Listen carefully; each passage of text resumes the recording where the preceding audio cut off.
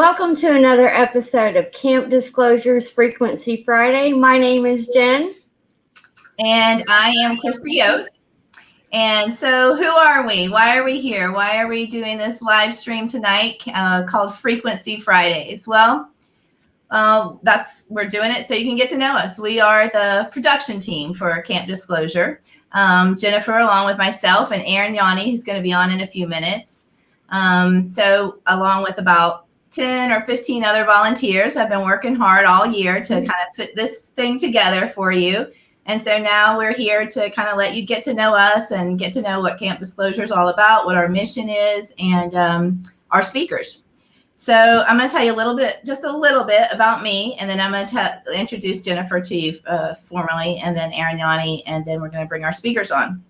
So I'm actually a nurse. I'm a psychiatric nurse. I've never done any kind of event production before last year. Last year was our first time doing Camp Disclosure in the year of the pandemic, and we pulled it off. I think we were one of the only in-person events that happened last year, so we were pretty proud of that, especially it being our first time and never having done anything like that before. So this year we're going to do it again. And so the reason that we're doing it, well, the reason I got turned on to doing it was I started watching Cosmic Disclosure in 2017, 2018, and started finding out about Secret Space Program and watching those guys, and then started going to the conferences, started going to Contact in the Desert, Dimensions of Disclosure. And I met some of the coolest people, like Eric Raines, who's going to be on our show tonight. I met him at the Colorado Dimensions of Disclosure event. And like Matthew and like Z and like Tyler Koala before he started Journey to Truth. So, just connected with all these really cool, awesome people, but was seeing that all these events are happening on the West Coast. Nothing's happening on the East Coast. So me and some friends got together and decided, hey, we should have one on the East Coast. We should have fun over here too. So that's what we did. And then, so our mission, we worked hard to really decide why are we doing this? What are we hoping to accomplish? So our mission is, in a nutshell, to connect with and expand our high vibe community and support the most positive timeline where we're more aligned with and embodied by our true divine nature. And so we want it to be a transformational experience, and we want it to be an opportunity to activate and support Starseed missions. So that's why we do what we're doing. That's me. I'm going to tell you a little bit about Jennifer, and then she's going to talk to us about some of her interests and tell us more about herself, and then we'll bring Aaron Yanni on. So Jennifer is known as the Empire Hoyoka, Lemurian priestess of the New Earth, a quantum shamanic cacao practitioner, New Earth leader, and owner of the Garden of Enlightenment. And she specializes in helping people reconnect with the body, mind, and soul so that they can achieve their highest potential in themselves and their business. And she's here to help others step into their New Earth leadership roles and pave the way for New Earth. And she's doing just a fantastic, amazing, super impressive job with our marketing. She does everything. She's our marketing manager, and she did a beautiful new moon ceremony for us the other night. And she's so into astrology. So I was hoping you would tell us a little bit about kind of our topic tonight, unity in the community, and how that might relate to kind of what's going on in the astrological world. Absolutely. I'd love to touch base on that, because unity in the community is a topic that's very, very important to me.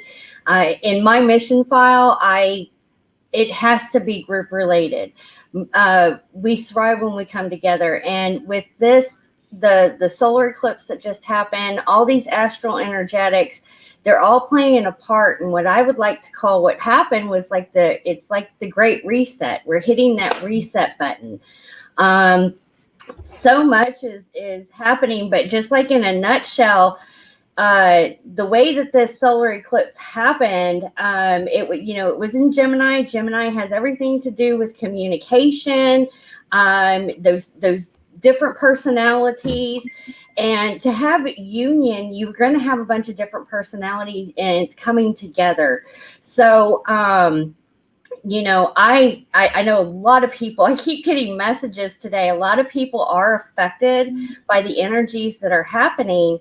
But that's how we're going to get to the next level, is bringing this stuff up to the surface and all of us working on it together. And how we do that is we start working on ourselves and coming together and co-creating new earth. That's what we came here to do. So, I do want to make a quick announcement. Arignani does seem like she popped on. She had a little bit of technical difficulty, so you want me to pop her up on the screen? We can give it a try. So we'll give this a try. She's in the mountains. Hi, Arignani. Hey guys, I moved down to a better location, so I'm here. Can you hear me loud and clear? We can hear you loud and clear. I'm so glad you're here. Awesome. Perfect timing. Well, I'm gonna do a little introduction. I had told them a little bit about me and Jennifer. And so I want to tell folks a little bit about you as our third person in this production team triad, and then let you talk a little bit about kind of what you've been working on. So Arignani is a galactic starseed intuitive, new paradigm grandmother of frequency, ordained minister, professional dowser, Carolina historian, water ceremonialist, Appalachian dance, and sonic alchemist. And she has a background in community and co-creative development, and has been holding a huge vision for the awakening and healing of the South, greening the grid, elevating the frequency of the planet. And she has been working hard to bring the artists and the musicians into the fold. That was something we were really wanting from the beginning and kind of missed last year. And so we were so thrilled when she came onto the scene and said, hey, I have a ton of experience in transformational music event planning. So she's been working hard to bring us some really cool stuff. I'll let you tell folks about it, Arignani. Yeah, well, I'm excited to be bringing in an excursion of galactic sonic alchemy. It is going to rain. That was something we were really wanting from the beginning. Diverse lineup. We have an amazing lineup at Camp Disclosure. We're calling it AMP Disclosure. So it'll start towards the later evening portion, and it'll go till about 10:30. So it'll be a multi-plethora of beats and sound alchemy, sacred bass, and what I call down tempo. So we'll have an ecstatic dance featuring different musicians every night. Silent duality, and Tubo is going to be there. Scott Houston out of Atlanta, who does ginormous ecstatic dances around the Southeast. Also, Safran, who is, everybody loves dubstep. I know this is more like conscious, dubstep, really like dropping the bass and the frequency of love and amplifying the energy. We're going to have everything from house to, just a whole entire multi-plethora of sonic alchemists, including some IDM, some intelligent dance music. And we're actually, we've got some surprises, some secret frequency crew stuff going on. We also have intrinsic. So we're going to get into a little bit of Goa. We're going to play around with that realm, and it's going to be an audiovisual excursion to let go of your mind and let the sound take you there and travel. So we were going to be setting up this audiovisual experience there at Camp Disclosure, and I have an amazing group of people, and like I said, secret frequency crew to be announced, so it's not the full lineup, but I'm really excited to be on board for Camp Disclosure this year. That's awesome. And one thing that I thought was so interesting was when we first met, one of the things you described to me was the idea that when people come to our event, that we want them to feel like they've stepped onto a spaceship and to be instantly taken to maybe or activated or elevated to a higher frequency just by being in our spaceship that we're creating with the energy that we're, building between now and then. It'll be a galactic sonic portal spaceship experience. So Yeah. We officially made the lineup announcement today, so it was posted, and it was also posted within the group, guys. So you can definitely go check it out, and I'm really super excited to see everybody who's going to be coming. And and artists are coming as well with Arignani. Yeah, visionary artists. So that's beautiful. That's something we've really been wanting. Well, I want to bring the speakers on, but before I do that, I do want to say, I want to give you guys the information that's down low on the raffle. So we announced this week that we decided we were going to be raffling off prizes every week, and for as a promotion to drive early bird ticket sales. So if you're interested in coming to our event, you think you might be buying a ticket, buy your ticket within the next 3 weeks, and you're going to be automatically entered into 2 different chances to win, 2 different drawings. So we're having a weekly drawing every Friday on our show. We'll be drawing folks that bought their ticket that week. And then we're having a grand prize raffle drawing on July 2nd, which is UFO Day. On our July 2nd Frequency Friday show, we're going to be raffling off a bunch of the big prizes because all of our vendors and all of our speakers are so generous. They're all donating all these wonderful things for us to raffle. So it's a co-collaborative event, guys. Unity in the community. Yeah. So next week we're going to be raffling off from Christina Lee Dobbs, the famous and wonderful and amazing orgonite maker. She's donated a bunch of stuff. She's donated a big, beautiful pyramid for our UFO Day grand prize raffle drawing day. And then next week, we're going to be raffling off a pair of these tower busters. And they're like mini orgonite that you can put around your computer or, your Wi-Fi or cell phone or in your bedroom, wherever you might want to have a little something extra.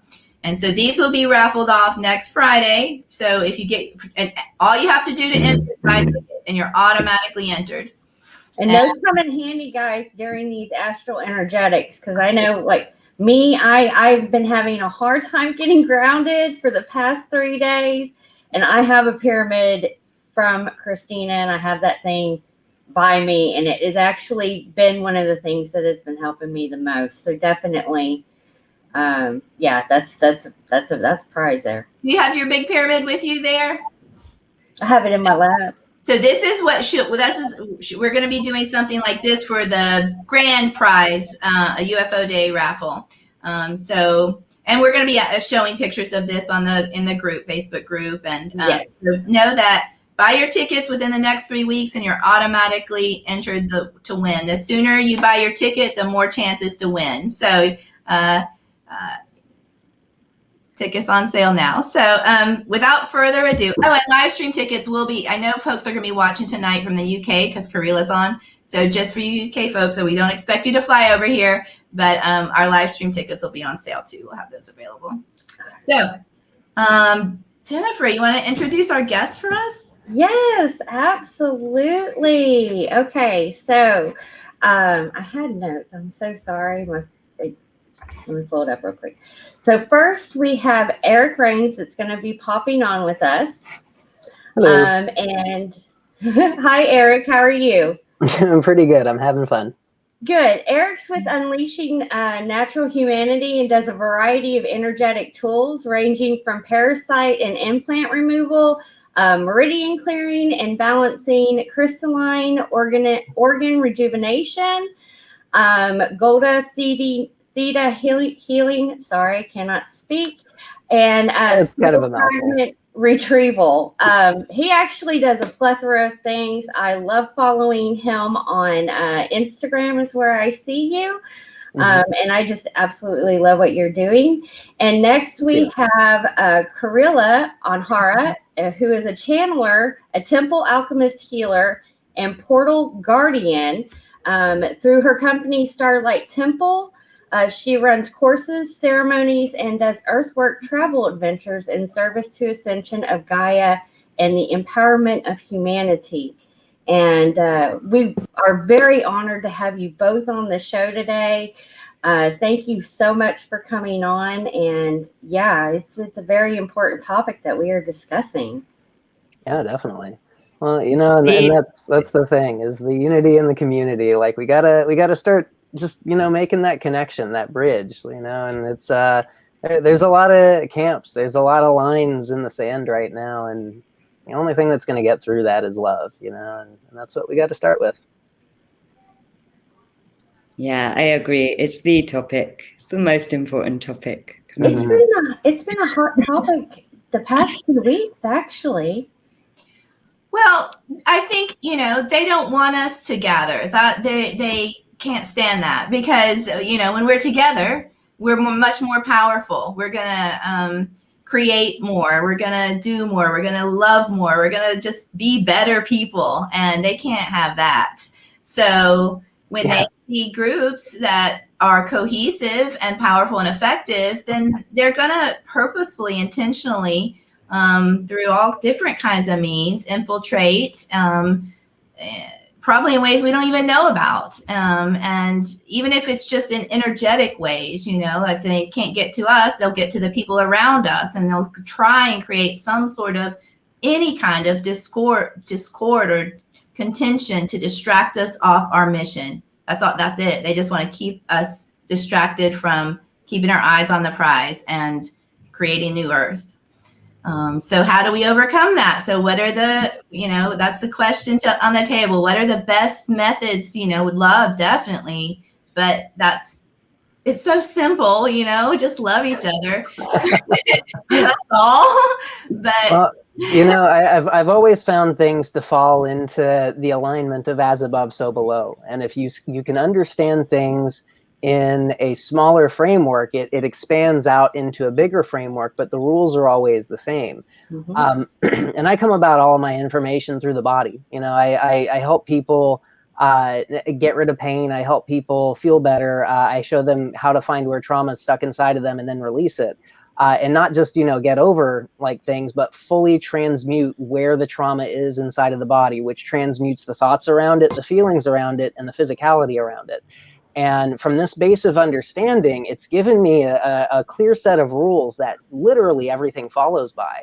And in this line of energy work inside of internal alchemy, if you focus on only the problem, what happens is the problem gets bigger because you're giving it energy, you're giving it flow, you're giving it focus.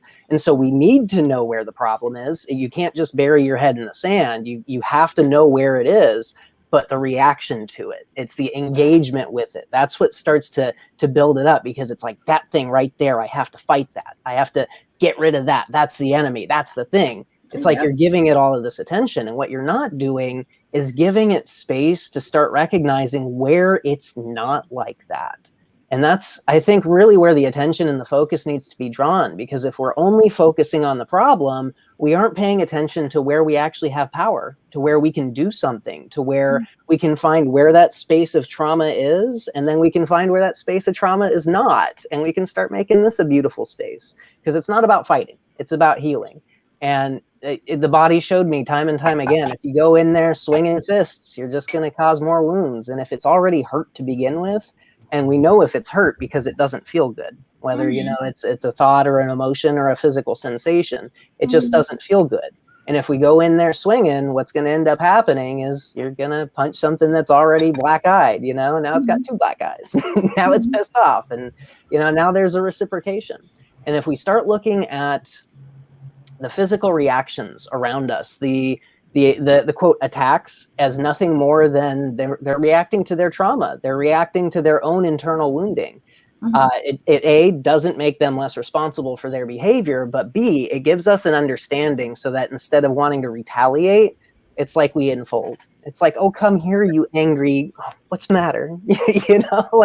And you start to really transcend. And this is how you let the body go. This is how you transform the emotional, energetic state inside of the body. This is how you release thoughts that you don't want inside of you. It's not about fighting them. It's about creating the solution. And that's what I love about, the community, because inside of the community, we can truly come together and enjoy each other, and that creates that sensation, that feeling that is beautiful, that's powerful, and it's transmutive. It cleans. It's something that we don't have to shield ourselves. We can literally focus on building something so incredibly beautiful and bright that, darkness can't touch bright stuff. And that's really what I've been finding my focus falling to. Like I can't fight anymore. Like I've done it too much, and it's time to heal. Truly time to heal. Unity in the community. It's not about you. It's not about me. It's about us. It's about we. And that's really where I stand on all of this right now, honestly. It's the we go consciousness. That's what I say is like, in order to get there, we got to reveal it to heal it. And, Yes. you know, and then look at it as alchemy. Like everybody has different alchemy, different processes. So, you know, letting it go, letting it flow, opening up the heart and realizing where people are and accepting them in love and non-judgment, but also giving them the opportunity and dropping the sage and saying, you know, we don't have to hold this, because if we hold it, we're blocking our heart. See, and that right there, you nailed it. It was beautiful, because that's the thing. If you focus on the problem, you're allowing it to take up the space where you have so much more room for the opening, the love, the heart expansion. And it takes so much effort to hold on to that darkness. When we truly release and let it go, it's effortless to hold on to the light. I think the medicine is in community, though. I think that the healing that can happen in community is like a different, when humans are in oneness,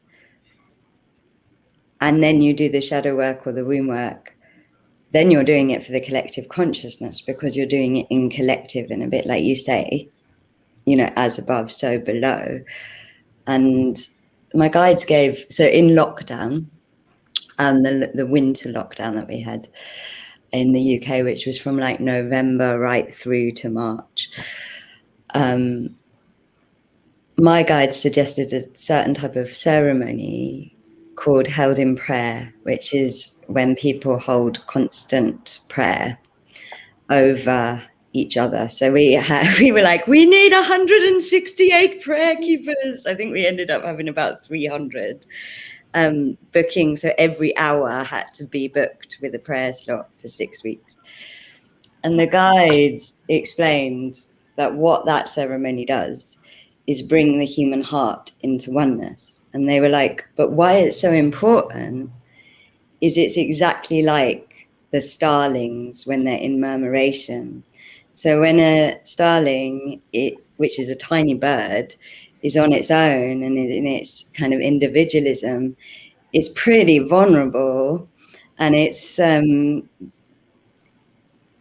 got serious limitations because it's so small. And when it comes into murmuration and into a state of energetic oneness, it basically becomes enormous, and it exceeds and transcends all of its limitations as an individual. And in fact, birds that are much bigger, if they meet a starling of a murmuration of starlings, the murmuration is so much bigger than the big bird that is a predator.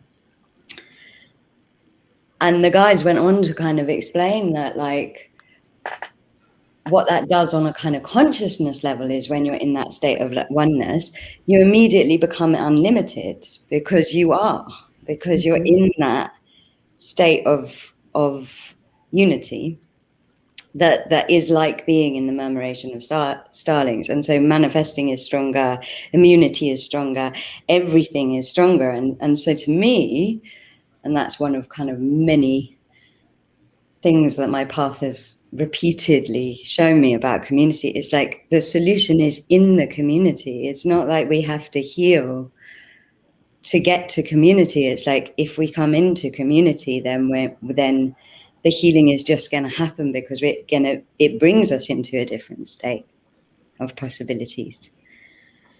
So how do you bring people into community then, I guess, is the question, because what I see happening is people want to, I call it the crucify and exile program. So we've kind of normalized this idea that if someone offends us or bothers us or isn't like us, we don't like them, we're done with them. We're burning that bridge. They're the worst. We're out. We're blocking them. We can't have it, done. and so I call it the crucify. And then we villainize them. They're the worst. They're terrible. We amplify their bad things, right? So this is the opposite. This is not what we want to focus on. We want to focus on the love, the healing. Any suggestions other than just, maintaining that bright, loving light, that open heart and those open arms? Any other tangible things we can do to education, like this is how we create echo chambers. If you keep on limiting the information that you don't enjoy, what you end up having is an overexposure to the information that you align with. And then you start to think the rest of the world thinks the exact same way because you don't have any opposing information or opposing views. And I honestly think this is one of the most dangerous states that humankind can be inside of, because this is where, like an individual is smart, but when we have fear ruling a mob, there's no telling what's going to happen. It's like that beautiful Starling example where it goes wrong. It's that mob mentality. It's the same exact level of connection, but it's run by fear instead of by love.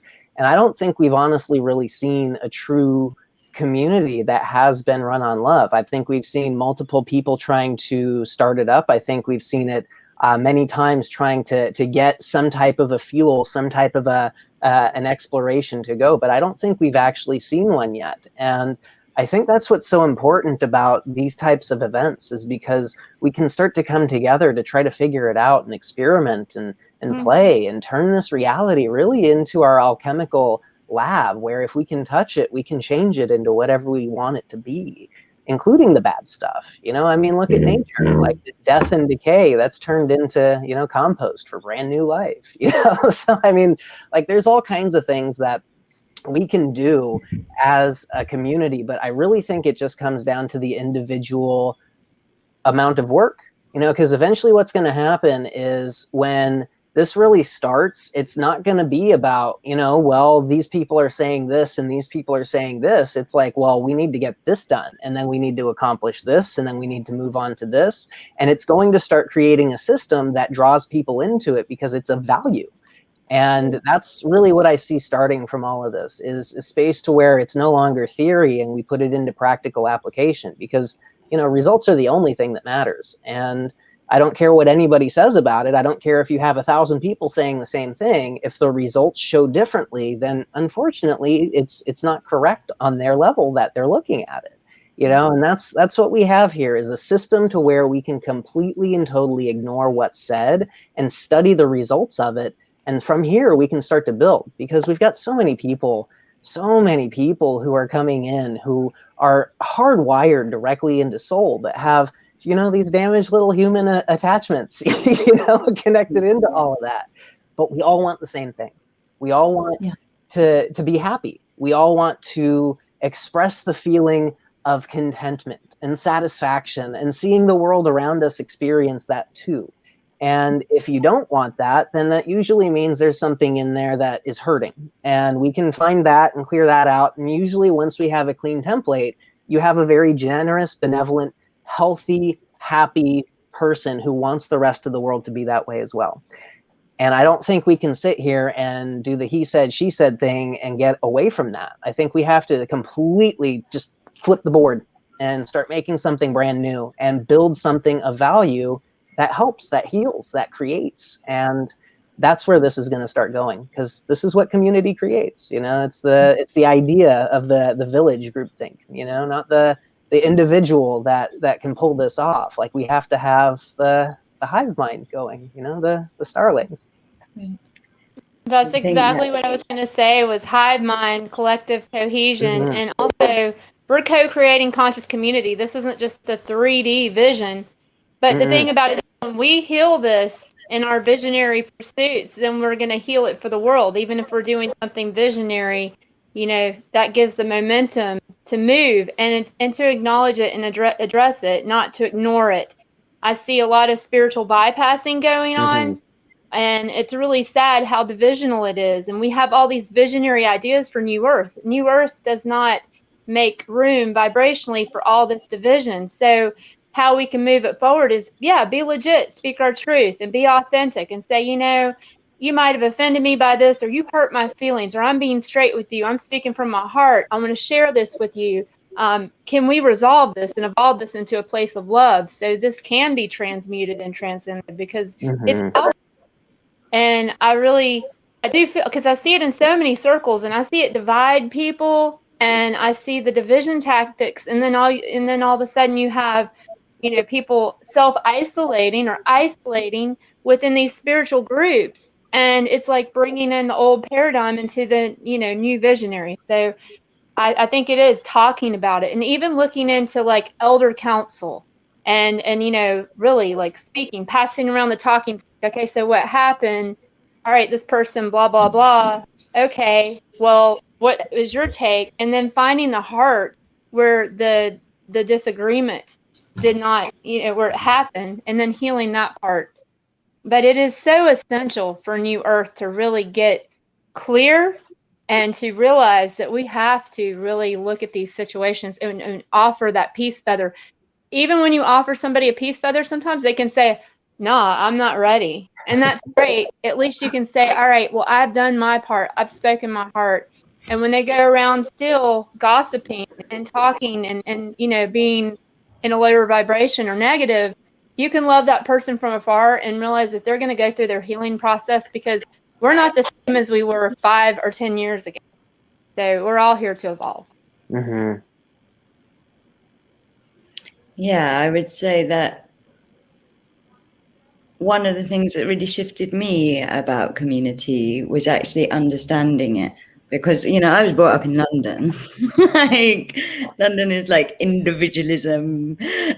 It's like a temple of Pisces, and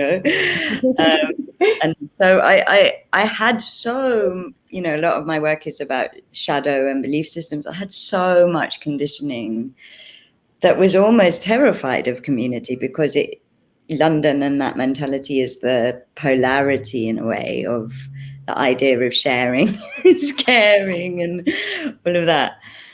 And that one of the things that really changed it for me was a few years ago, I had a message from Goddess Lakshmi, and she was just like, the problem with the West and the humans in the West is that they think they've been taught to believe that money is what is going to keep them safe.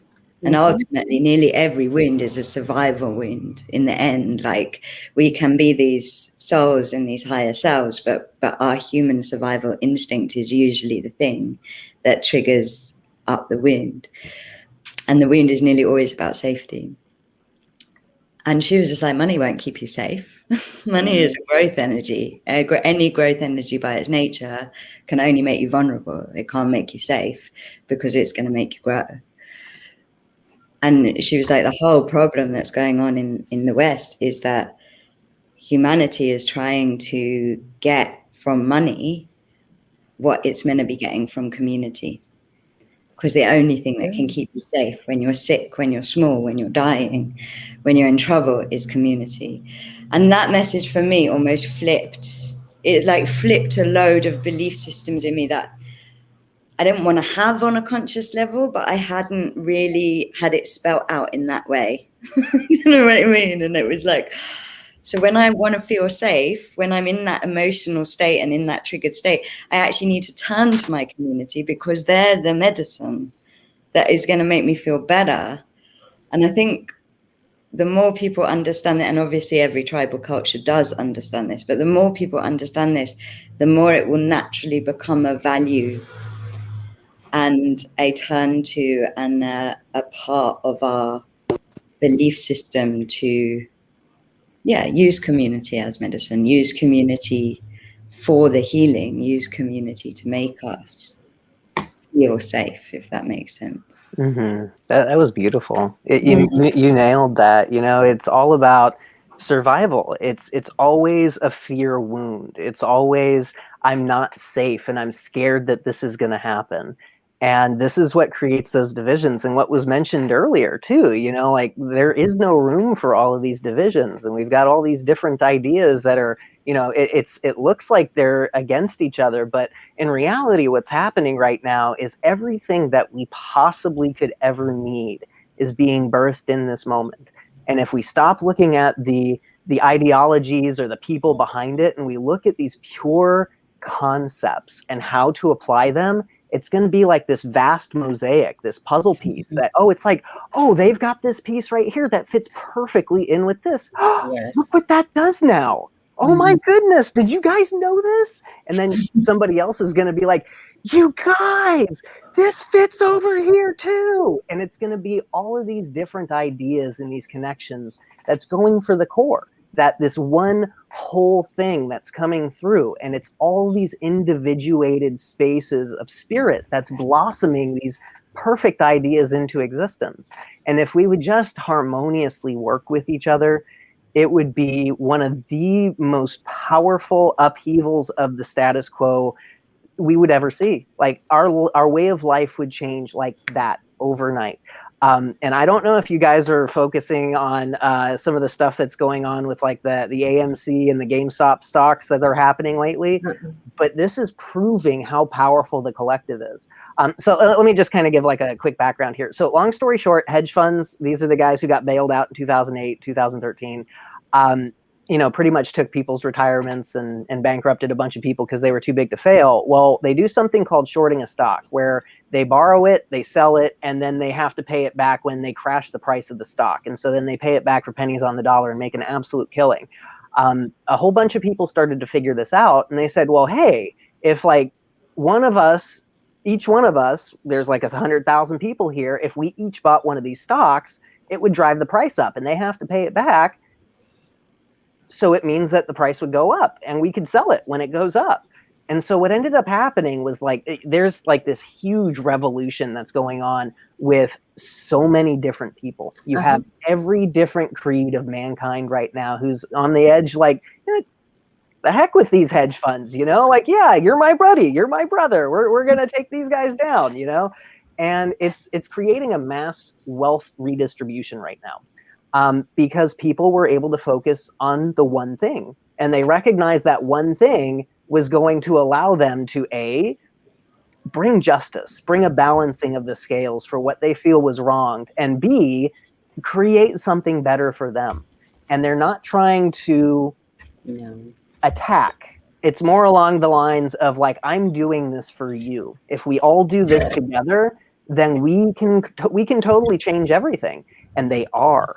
And it's the craziest thing that I have ever seen in my life. And it's literally just a bunch of people on Reddit who decided that, like, you know what, this is kind of exciting. Let's do this. And it's turned into a worldwide revolution. Like, this is one of the biggest things I've ever seen happening on this level right now. And the SEC sitting back like, well, you guys legally do this and you've been doing this for a while. What's wrong with the retail investors doing it? Let's just watch and see what happens. So we'll see, Power of unity. The power of unity. Yeah. Right there. Yeah. And it's the most potent example I've ever seen. It's truly powerful. And it's not a coincidence that this is all happening right now. No. It's not a coincidence that we're seeing all of these convoluted things that seem to have no connection to each other all coming to that same point of like, hey, we actually do have way more power than we thought we did. Mm-hmm. And it's happening everywhere. And we really need to start paying attention to it, because it's not about what our brain is trying to tell us. It's about what our emotions say. And if you are fighting something, I guarantee you don't like the way that you feel. Right. And that's just the bottom line. So it's either you like what's happening and you like the way that you feel and you're building more of that, or you don't. You need to start focusing on how you feel and then clean that out, fix that, address those fear wounds, address those survival wounds. And then see how you feel about it. See what you think about it after that. And I guarantee you'll be in a completely different space. Yeah, well, I think that, we're always talking about how the inner and the outer are reflective of each other. Yes. Mm-hmm. So when I'm approaching this topic of how do we create what we want, focus on what we want, which is unity, inclusion, the opposite of division. Then we have to look within and say, where are we divided within? Where are we? I've been asking myself this. Where are we denying ourselves? Where are we leaving ourselves? Because that's what people do. That's what we're dealing with in these communities. Break up. They become divided. People are leaving each other. They're abandoning each other. They're, exiling each other. So I have to ask myself, where am I crucifying myself? Where am I exiling myself? Where am I abandoning myself or leaving myself? And so, whenever we look at any of these problems, when you look inside, that's that shadow work. That's that working with the ego. And I think if we can normalize that, and that's one of the reasons I was really drawn to really both of you, but specifically Kahreela, when you were talking about shadow work, making it like we're doing it so that for others, we're doing it for the community. We're doing our shadow work so that for the community. And as leaders, as light workers and leaders in the thought community, I think that we're called to go that extra mile, to do above and beyond, to look even harder at ourselves, and to take it very seriously when we see communities falling apart, and to be very aggressive and proactive in creating what we want. What is it that we want? Unity, inclusion. How do we do that? We have to come together. So normalizing it for people that it's okay to say, hey, I'm wrong. Hey, I screwed up. It's no big deal. You don't have to be embarrassed. You don't have to, you're a human being. Oh man, I really messed that one up. My ego really got in the way on that one. My bad. And I think the quicker we can just normalize it and not crucify people and not make them feel bad for having egos and being human, then that's part of rewriting the program, rewriting the stories that we're telling ourselves as a society. You screwed up, you're out. No, that's not it. That's old school. That's not how we do it anymore. You screwed up. That's okay. We love you. Come on in. That's fine. No biggie. So I think just talking about it in this kind of way can help rewrite the story for people and help to move that forward and normalize that in those kinds of ways. I completely agree with you. I think in a way it's not about harmonizing in community. It's about messing up in community and learning that it's okay. Here. Mm-hmm. Right? Because that's how we then harmonize, you know. It's almost like we need that messy, nature loves a drama queen step of humans coming in to community. Mm-hmm. One of the things that I think is really important is this is a planet of polarity. Absolutely. And whatever dimension we are going to be on, this is a planet. I don't know if the whole universe is, but this is a planet that rebalances with polarity. Mm-hmm. And for me, for a long time, one of my blocks to unity was that my individual ego self couldn't actually perceive oneness, because I was like, but I'll just melt. Like my ego is going, I'll just melt. And then it took me a while to realize that actually oneness on this planet is the dance of sovereignty and oneness. And that's actually how all things are created, by moving from oneness into sovereignty. It's how human life is created. What we're doing as humans is in a way, it's almost like we need to work on our sovereignty as much as on our unity. Yes. Because the more sovereign we can become, the more we're able to be in unity and community. If you think of if you think of anything on this planet, it would just melt if it didn't have its sovereignty. And in a way, this time, you know, Corona is crown, it's all about us learning our sovereignty. And one of the things that changed my life in terms of ego was, I think this might be up there in my top 10 best things my guides have ever given me. They were like, stop trying to transcend your ego. You're not going to transcend your ego. Like, you're on a human journey. You come with an ego. They were like, your ego is spirit level. It tells you when you're out of alignment. And they were like, so your ego has a polarity. And they were like, how you know if you're in your ego? The only thing you need to know is if you're comparing yourself to other people. If you're comparing yourself to other people, you're in your ego. That's how you know it. And they were like, and there's two ways you can do that. Either you can be much bigger and better than everybody and think you're more important than them, or you can feel much smaller and insignificant. And they were like, they're both the ego. And then they were like, but what all that is, as soon as you notice that is a spirit level. That's your ego going, if you're feeling inflated and bigger and better than everybody, you've disconnected from the earth. You've become ungrounded. Notice that and ground. And if you're feeling small and less than everybody, you've disconnected from source. So reconnect to source, reconnect to the source of your confidence and your sovereignty. And like, honestly, that just, I'm like, I love my ego. Like, it's helping me like navigate this whole tribe thing that as a Londoner I've got to do. And like, I give it to so many of our groups, and it's just so good for people. I think in a way it's like finding tools like that are simple, that is like, okay, that's what's going on, and not going into the drama of, one of the things that upsets me in a lot of spiritual talk is this like fear of the ego that then means people are spiritually bypassing it as opposed to working with it, which is working with themselves and a part of themselves, and that part deserves to be in community as much as every other part.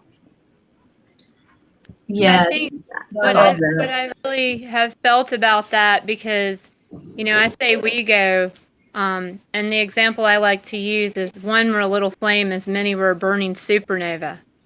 And that is what totally and completely resonates and like actually lights the whole entire path, is to realize that we're all different, you know, colors on the tapestry, but we all weave a collective whole. And, you know, I've done a lot of galactic and indigenous work both. And what I think about is when you do a humbleche, when you're on top of a mountain crying for a new vision, it's a shamanic practice. You are there for a couple of days without eating. You have someone checking on you, but you're praying and crying for a new vision. And that process is to really call in the divine soul spark of oneness, because we're all, you know, one conscious co-creation of divine manifestation, if you will, the prime creator. And so, you know, that's what we believe as Palladians, is there's this prime creator, and we're all experiencing ourself through itself, through the whole. So I feel like when we really dial in and we see the oneness, and we all, you know, we can formulate community around that. My whole entire philosophy is to eat dinner with absolutely anyone in the world and find one commonality, because, you know, we're talking about raising the vibration and the collective consciousness. A lot of us are uncomfortable. I've seen it when people are like, oh, I want to have a community, and I want to have an intentional community, and I want to have an organic garden and permaculture and blah, blah, blah, and new earth visions. But what they haven't acknowledged is that is a components, if you will. It's not just a component. It's several different synthesizers, mixers, effects processors in the mixer, you know, creating this symphony of sound, and how it becomes this beautiful symphony of humanity. And so I feel like, you know, New Earth, I mean, the way that a lot of us know in our galactic families is about community on the next level, and even to the point of like acknowledging things quickly. So when we resolve them, if something happens within our communal structures, that the fastest we resolve them in a heart-centered way, it shows how much our evolution and consciousness is for that particular setting, you know, whatever's going on. Because I think when people are intimidated by community because they do want their own space, and I hear, because I live in Asheville, so that is definitely a situation where people are like, I don't want to live in a house with 15 other people. But, you know, having your own sovereignty is important too. You don't want to just totally depend on people and not be able to do things for yourself. So it's an inner environment, outer environment thing. You know, I feel like Christy said, you know, if we focus on the inner, then we can figure out the outer. And some people are intimidated. Some people just really want to give it. They want to plant it. They want to grow it together. And, you know, finding the line that works, because I do think coronavirus taught us that food sovereignty was really important. You know, our structures for water, clean water, were really important. And I think that has a lot to do with new paradigm communities, because Asheville's popping off right now, and so is the West Coast, with New Earth communities everywhere. And to be in these mountains, you know, in the South, the deepest parts of the South, people are really wanting to learn how to work in conjunction with each other and communicate, commune and communicate and connect and grow and co-create together. So there's this, we're living in such an interesting time where we're getting to cross over the bridge more of what that means to be in community. Yeah, it's interesting. So much opportunity to, I think, as you were saying earlier, Eric, imagine new ways of being with each other. When I think about this unity and the community problem, I think about, well, what are the obstacles? What are the challenges? What stops us from being in community? And I ask myself these questions. And I can say for me, and I think for maybe a lot of people in our generation, we are fearful of I am fearful of being in community. I'm an introvert. I'm used to being at home, staying, I was raised kind of in a situation where I didn't have a lot of people around. I'm used to being by myself. If I get in community, people are going to want to ask me questions. People are want to get to know me. I might embarrass myself. I might, who knows? And so I don't think we're used to it.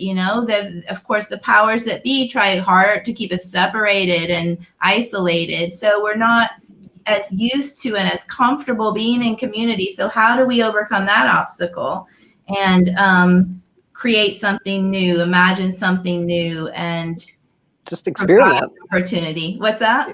You just experiment, you've got many tribal cultures where, they had one central house where it was the community space, but then you have many cultures where they all had their own individual space, and they were still a community. They were still a tribe. Just experiment, play around.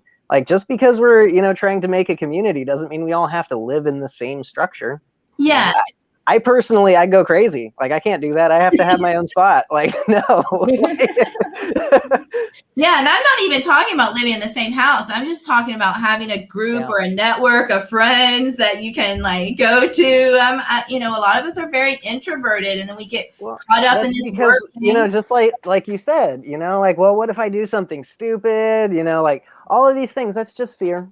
Yeah, it's fear of safety. That's all it is. That's where the shadow is. That's where we got to go, right? Right. That's my shadow work. I'm being vulnerable and sharing with you my process and encouraging and inviting others to do the same. And if we all do that, and I think, like you said in the very beginning, if we hold a loving presence and a non-judgmental, no, I'm not going to crucify you. No, I'm not going to exile you. I'm going to love you, even if you're definitely going to do something that's dumb and that's going to be awkward. And that's that's the best part. Yeah, it's going to be funny. We're going to laugh together. And it's going to be awesome. And so it's important that we do step out of that fear. And, a lot of us, we're light workers, we're empaths. A lot of us are introverted people, but I'm based in Houston, Texas, and we experienced that freeze. And it was very enlightening to me because, we lost power. All this stuff started to happen, and it was an eye-opening experience of how dependent we are on the system. Mm-hmm. Well, we're here to, create new earth, and that is coming together to where, we're seeing the system crash. It, like you pointed out earlier, in every single area. So it's overcoming those fears and coming together, and also learning to work together. I see a lot in the spiritual community. It's checking our egos. I loved, Kahreela, how you pointed that out. That's exactly what I wanted you to touch base on, because I see a lot of people with higher accounts in the spiritual community that are still dealing with really big egos. And with those systems crashing down on the outside, it's also happening on the inside, and it's going to be very eye-opening. But I was bullied at a very young age, so it was very hard for me to feel comfortable being open with others. But it's a learning experience too, and I wouldn't be sitting where I'm at now if I didn't start to overcome those fears. Yeah. So, and there's a level of vulnerability that comes with, community too. You can't just keep it all inside, mm-hmm. It's well, what's going on? I obviously see something's happening there, and it's not like you can just stay in your own patterns. And I think that's one of the things that's so scary for people to, open up that space, is because we see the downsides of it, which our bicameral animal mind is really good at doing and picking out the bad things, but we don't really explore the benefits of it. Those are like well, they might be, or they could be, but this bad thing, that's definitely going to happen. And so it's like we don't really know until we start getting in there and seeing if we even like it to begin with, and that's definitely part of it. But it's vulnerability, being vulnerable, being open with the fact that you've had trauma, the fact that you're worried about or anxious about something. Like that level of being open is something that can only happen inside of community. And I mean, you can do it with your family, but I mean, we're always just tossing the same genetic issues back and forth to each other, and it's family. Like we never really look at each other as healers. That's just my brother, and like that level right there. Because I mean, how else are we going to get out of trauma? If we don't talk about it, if we don't have people who are sharing examples of what they've experienced and how they've healed from it and how they're, integrated that in like the process of kintsugi's, to where that damage is something beautiful instead of something, detrimental. And like, this is part of the community, because you can't have a truly loving community around you and be broken. You'll heal. Like, you can't help it. It's just the way that the energy works. And I think that's one of the scary things, is we have to start looking at those things. It's like, oh, the shadow is going to come up. Oh no! I so resonate with you. I so agree. I think community ultimately is the catalyst for change. It's like, you know what, being community, everything you need to get triggered is going to get triggered. Everything. If you have a community that can then sit down and be like, okay, so what came up and why? Then instead of ostracizing, there's medicine with it, and also I think forgive yourselves, because like, the shadow around community, we've been in 2000 years of separation. When you go into there is shadow beyond the 2000 years, going way back to Atlantis. All light workers and starseeds have come in with massive shadow bodies so that they can heal the collective. And, some of the wounds around community that I've found in my own shadow have blown my mind. I mean, there was this one wound that I was working on that was about the burning of the witches, which you think is like an obvious community wound. But what I hadn't seen was that it was creating that that hustly mistrust amongst women together. That I like to call it the bitch wound in the shadow, but like when you actually go into it and you see the betrayal and you see the unprocessed stuff that hasn't been, and then you're expecting yourself as a magic witch woman to show up in community, having not looked at that. How are you gonna? Good point. I love How are you gonna? You have to look at it and you have to forgive it and release it and transcend it. Otherwise, you're going to operate from it. So many people are coming into these communities and their Atlantis wound is coming up, or their witch wound is coming up, or their Viking wound is coming, not much shadow work was done in Pisces. And so we have a backed up shadow because of it. And our DNA is backed up with community trauma. That's where it's all clogged in. That's where it's all stuck right now, is it's all the DNA trauma from old stuff that's bouncing around and triggering people, and they're triggered, throwing it back and forth at each other right now. And it's all coming up to the surface. That's what all the astral energetics are doing, is it's all coming up. Like I've had so many people message me throughout the day saying, they're acting this way. And I'm like, you're clearing, process, transmute, ground, drink water, high vibrational foods, meditate, qigong, yoga, write a letter to yourself, journal. I mean, it's rinsing. Pay attention to the sun weather too, by the way. I've actually noticed that a lot of my exhaustion correlates with when the sun's like a KP5 and above. Yes. I wanted to just touch base on something, because this whole conversation made me think about so my awakening really triggered from recovery. And recently I've been really exposing my experience and speaking out so I could help other people. But one thing that they taught, because I initially went to AA, was to work with others. Mm-hmm. And the AA program is a design for a spiritual awakening. I've done research on it, and that this whole unity in the community, that's an experience when you're working with another. You're learning, you're healing yourself for one, but you're getting that experience of working with different personalities and accepting people exactly how they are. Because when you are working with another in a recovery out, like, there's no room for judgment or ego. You have to hold that space, because the only way to work through that and over that is for the person to admit, like, it held me back many years, exposing my past brought. But recently, especially with this eclipse, I knew the last eclipse, it shedded me. I was like, I can't hold back anymore. I have to let it go. And I just have to be me and then move to the next phase. It's like walking through the fire. But when we were talking about that came in, and Spirit told me that's exactly why working with another is so vital. So vital, because that's how we're going to heal. That's how we're going to do it. It's and we all facing the share the mirror. same needs. Sometimes it's looking in the mirror. I mean, when you see something that is not resonating and is triggering you, that's a good indication that something needs to energetically move. And, sometimes it's a painful process. It is the shadow, so you get to look at it at a much deeper wavelength, especially when you're facing something or someone. And oftentimes we have expectation for that to be resolved in a certain way. Sometimes you just have to let people speak their authentic truth. And just like I said, you might not get the answer you want, or they might not even speak to you. They might not even be able to speak to it because they haven't come to a place of true understanding of what it is the divisional tactic is.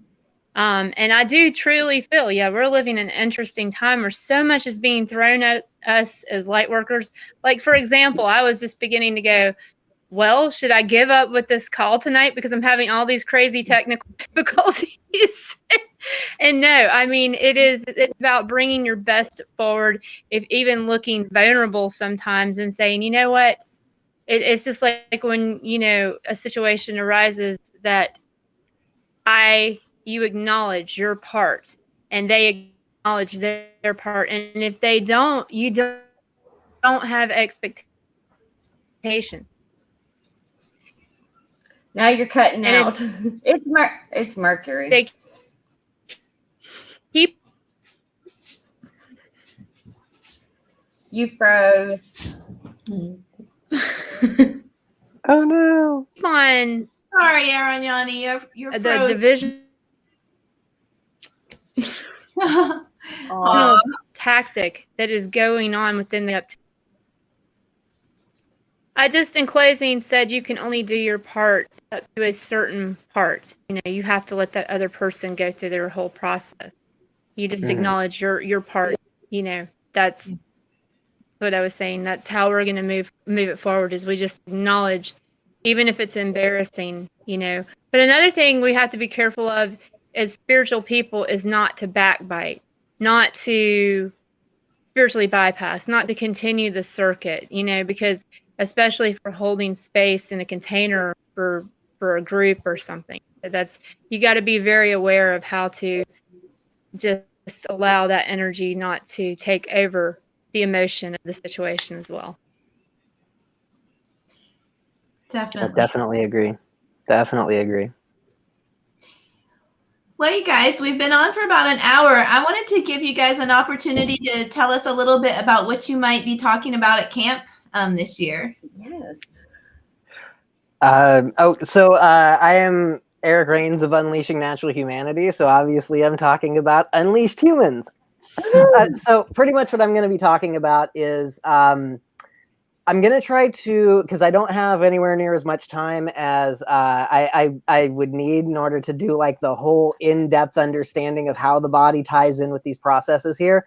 But what I'm gonna try to do is give an understanding of how the muscle memory and the neuroplastic connections inside of the body start to kind of limit us by just using the brain and the words. And I'm gonna try to create a bit of a program to where I can actually walk people through how to activate body-brain understanding inside of all of that with the brain information so that we get both sides of that. And I'm going to try to make that as succinct as possible. But there's no telling. Like, that's a lot of information, and I'm going to try to make it fit inside of the time that I have right there. I don't have 6 hours, so. Wow, that sounds awesome. That sounds very exciting. I can't wait. Sounds for that. amazing. I love what I do. It's a lot of fun. It sounds really amazing. Really amazing. What about you, Kahreela? So my guys I'm really excited about it because so shadow work is one of my things, as you might have gathered. And the guides have started talking about how you have your past life shadow body and your DNA shadow body, but also there's a connection to the actual land that you're living on and your shadow body. And one of the things that they speak quite a lot about is we don't just do our shadow work to release our trauma and our problems.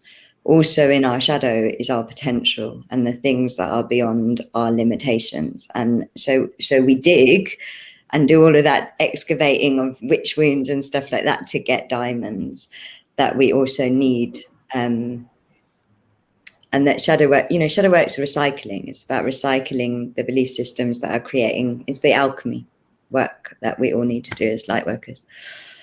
But specifically for this talk, they're really excited about the land in America, because if you think of the soils of every land, they hold the collective shadow of that land story.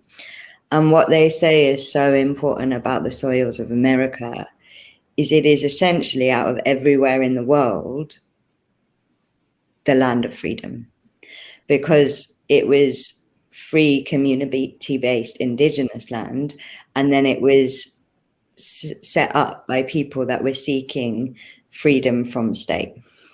And what they're saying is this, that really the key for the human collective in coming into the freedom revolution is in the soils in America, and we need to pull it out into and the only way we can access it is through our shadows. And so I am so excited about it. Wow.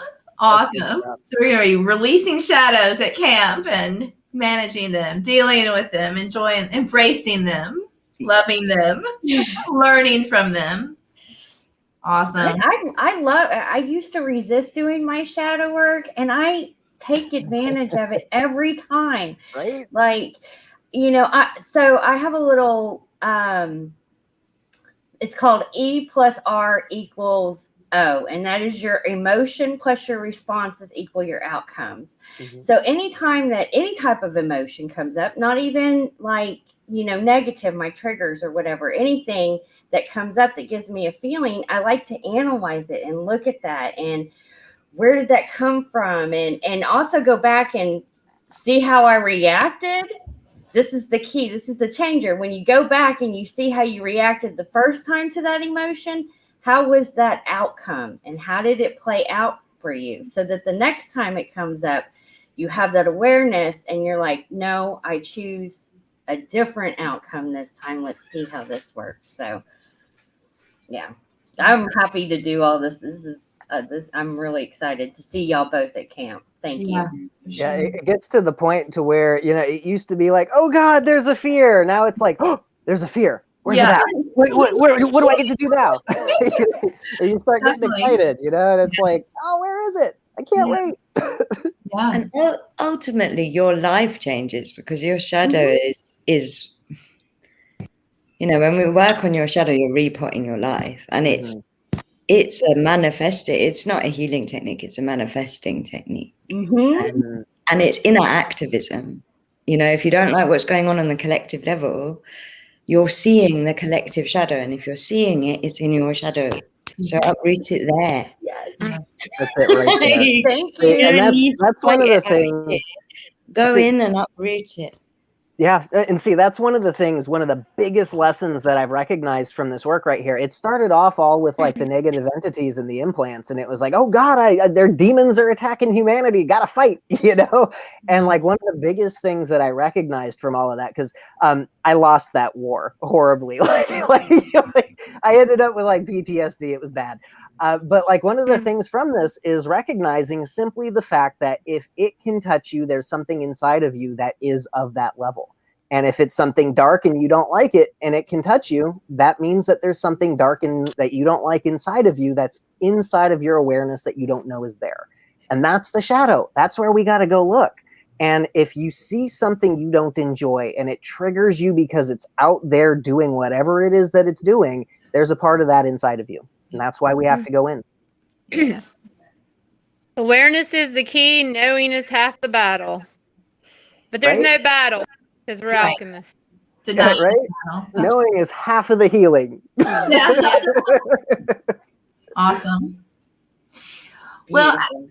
I know, Ariane, you had mentioned wanting to offer a kind of a healing meditation for us. And I know you're having technical difficulties, so I just wanted to check in with you on how you're feeling about that right now. Well, I'm feeling good about it. It will be just a short meditation. There's a little bit of humor with this one, but Well, it's a good affirmation to have. I want to close with that. I just want to make sure that you still want to do it. And so I do want to close with that, but I wanted to give everyone an opportunity first to just for any final thoughts or words. Is that all right? All right. So any closing thoughts, words? Worthiness, love, Awesome. joy. Awesome. How are those for Love. words? Are they good ones? Good. Those are great ones. Co-creation. Co-creation. Unity. Unity. Community. My closing Community thought. with a capital unity. Yeah. My closing thought is the root word of home.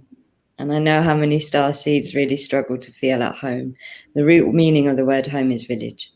Mm. You're not home if you're not in community. Yep. Beautiful. Nice. That's at home, girl. That Yeah. was Thank you. Thank you guys all for being here. Appreciate you. And thank you for supporting camp and coming to commune with us and learn together and heal together and love together and dance together and all those things. So I'm going to turn it over to Aaron Yanni then to do a little healing meditation for us to close this out. Thank you, sister. I'm going to get my partner Adrian to hold the phone here because I'm going to stand up and just, like I said, there's be a little bit of humor with this, but I'm going to share what the practice is. This is something I'm going to be sharing at Camp Disclosure. But forgiveness, understanding, compassion, and kindness. So you can use your imagination. Each one of those words represent forgiveness, understanding, compassion, kindness. So this is an opportunity to like just unblock anything that's stuck. And I was going to offer a clean sweep, but that would take too long before the end of the program. So I just want you to really just get in your heart. And this is the mantra. And this was given to me when I was so upset. I just didn't understand why things were happening the way they were. And I even shared this with an Indigenous grandmother. But the mantra is fuck it. Forgiveness, understanding, compassion, kindness. So this is an opportunity just to let that shit go. So close your eyes. Just feel whatever it is, whatever trigger, whatever blockage, you know. I'm sure that there's something somewhere, unless you've done all your shadow work. And if there's not, then it's an opportunity for you to hold space for others. Just take a couple of deep breaths, really deep breaths.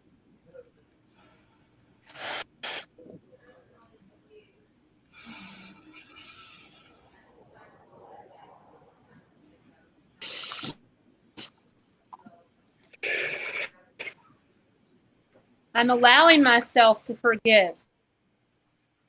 And I may or may not understand why all the dynamics happened the way they did. But I am compassionately moving forward in kindness for myself and others to let it go, to let it flow. I realize that I am an alchemist, and this is a form of transmutation. So I call all my energy back into myself from every situation. Anywhere that I have plugged in my cords and cables and adapters that are not my highest and best, and I unplug anything that does not serve in my highest and best right now, and bring that energy to be transmuted, transcended, resolved, and evolved. Because energy is never destroyed, it is just recreated. And you may want to spend more time with this practice, but I want to just give you this affirmation and work on it as long as you need to. That I am worthy for this energy no longer to block me, so I can be a full, vibrant vessel where I am not stuck, where I'm not in a holding pattern. So I do this to love myself, and I do this to love the collective, because I realize their mirror reflection is within me. Inner environment, outer environment.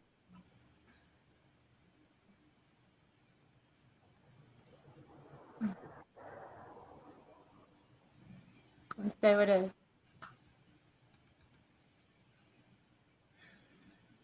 And whenever you feel complete, and even if you don't feel complete, now you have the mantra, and just work on that. Take a nice, hot, relaxing bath with salts, rub that heart chakra, feel that energy, and feel that movement.